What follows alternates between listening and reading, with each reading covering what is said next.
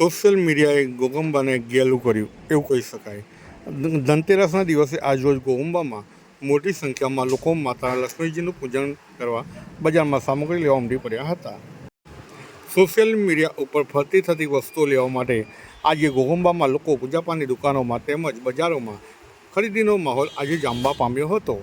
મીઠું, સાવરની, આખા ધાના, કોરી, ગોમતી ચક્ર, પતાસા, સોપારી, કમર કાકરી એ બધું લાલ કાપડમાં બાંધી નારિયેળ સાથે મા લક્ષ્મીની કૃપા પ્રાપ્ત કરવા માટે પૂજા અર્ચના આજે કરવા લોકો લાગી ગયા હતા. સોશિયલ મીડિયામાં થયેલી પોસ્ટ વાયરલ થતાં મા લક્ષ્મીને ક્યારેક આપણે તસવીરોમાં બેઠેલા જોયા ન હતા, કેમ કે મા લક્ષ્મી હંમેશા ચંચલ કહેવાય છે અને ફરતા રહે છે, અને જેને કારણે જ આજે તેમનો કોઈ પણ જગ્યાએ ફોટો એ ફોટામાં તે ઊભા જ હોય છે.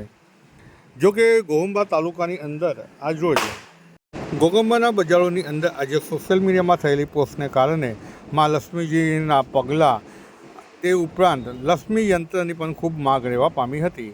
ગોમતી ચક્ર અને કોરીની આજે ગોગંબા બજારની અંદર ચારે તરફ ચર્ચાઓ થવા લાગી હતી.